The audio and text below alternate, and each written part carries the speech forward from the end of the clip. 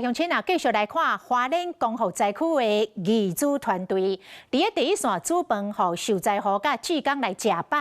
但是昨煞因为交通管制，这个白饭一度无法度载入去灾区，是互义主团的总调赖先生气呱呱，甲县政府来呛讲。 下摆敢若要准备马大安教会600个受灾户的便当，其他的人请去找县政府。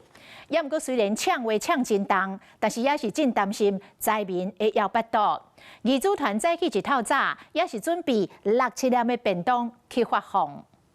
真侪食物伫咧大鼎内底煮，烧好咧客气，芳气十足，就惊受灾户摒扫摒甲枵巴肚。义主团队家己啉钱包碗伫咧花莲马太安教会准备正清份的便当，所以因为交通管制和花莲管府对下。这边有500-600个人在收容，他们只拿到300个就单，剩下只饿肚子。为什么我电脑会越来越多？因为他们没有饭可以吃。 你们又在挡东西。礼拜日暗时遐，总调和县府代表坐来桥，真侪摆起家卡倒破。不过看到这无辜的灾民枵巴肚，义主团嘛是袂忍心。今日透早，赶快准备好6000份的便当，要互大家食有饱。 有体力。为什么我今天会又会准备到6000个量？因为我真的很担心，只是看看要到时候怎么打便当，怎么分便当。花莲马太安溪23号1楼，真侪光复民众有落无厝，嘛定定枵巴肚。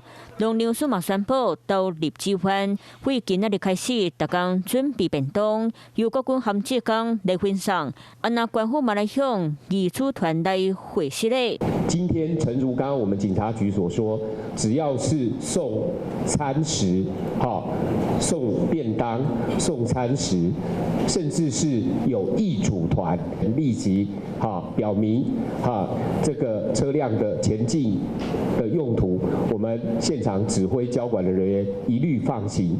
义主团有心斗相共，煞互人阻挡，爆发冲突。